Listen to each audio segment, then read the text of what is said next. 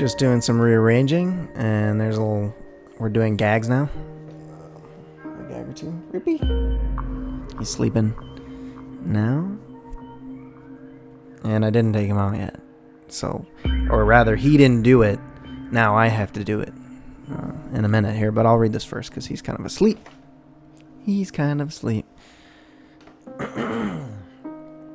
Now, morning was ended. Okay, so first, let me pray. Father, these are real people, real events, and really we need to know something about them. It's available. I would that all your people would pick it up, learn it, take it to heart, and use it, and live by it. Live within the light of its knowledge for the glory of you and your Son. We thank you for your word and your blessings, and deliver us from evil. Forgive us our trespasses. And your kingdom come. Your will be done, and that starts within us. Change our hearts so that we can do your will. For your Son said, if you love me, do my sayings. Help us to do them, and more than we can imagine. Amen. And it came about at that time that Judah departed from his brothers and visited a certain Adulamite,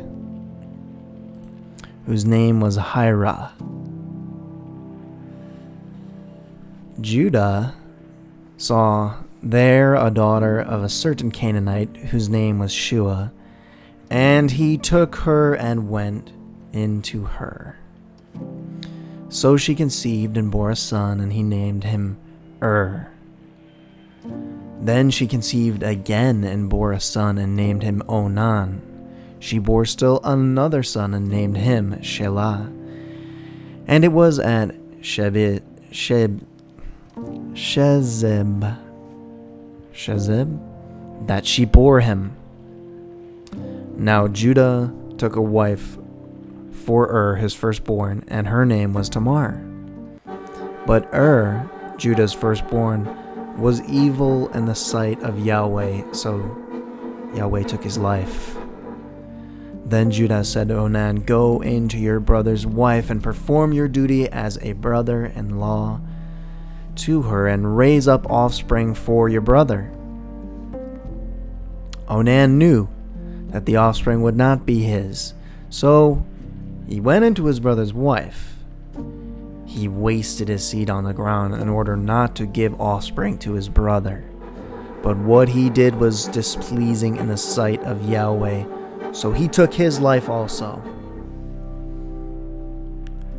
Then Judah said to his daughter-in-law Tamar, remain a widow in your father's house until my son Shelah grows up. For he thought, I am afraid that he too may die like his brothers. So Tamar went and lived in her father's house.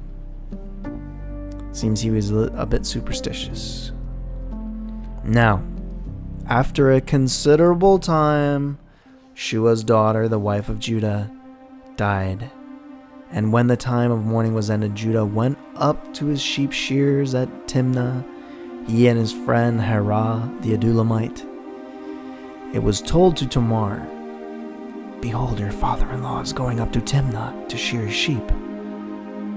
So she removed her widow's garments and covered herself in a veil and wrapped herself and sat in the gateway of Enaim,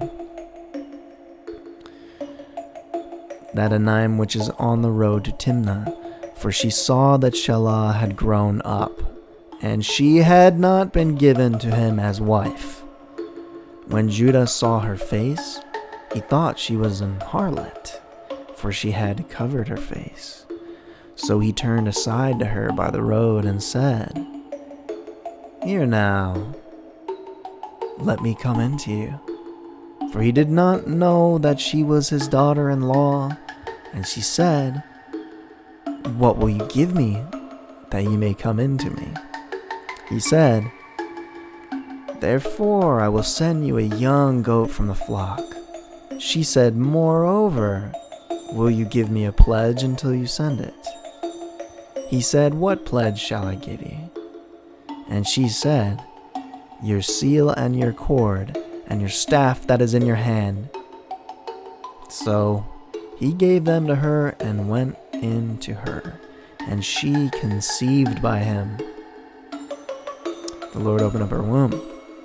Then she arose and departed, and removed her veil, and put on her widow's garments.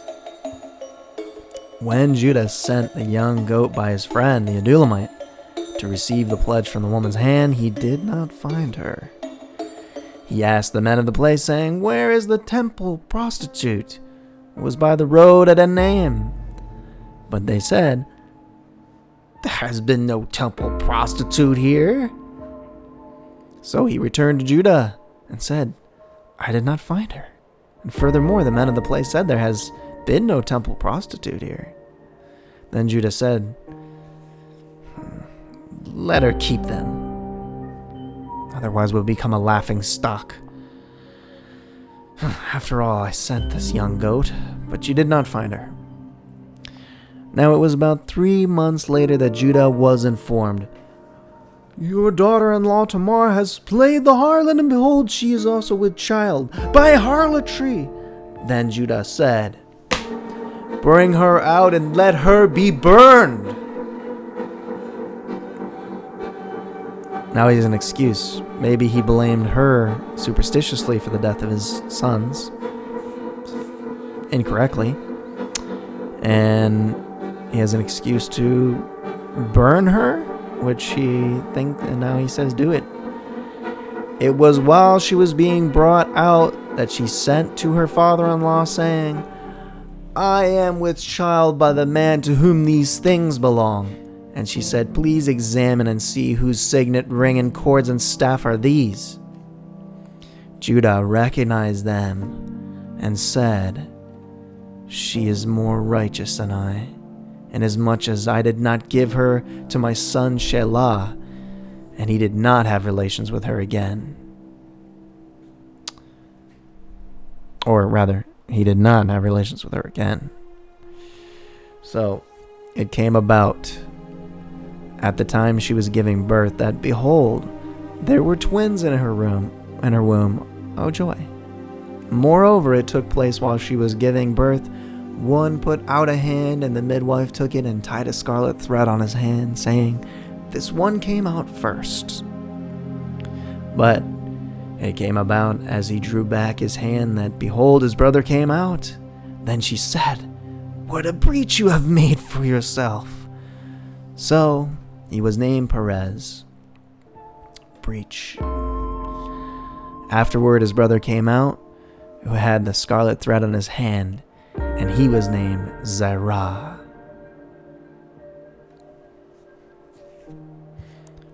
Next chapter?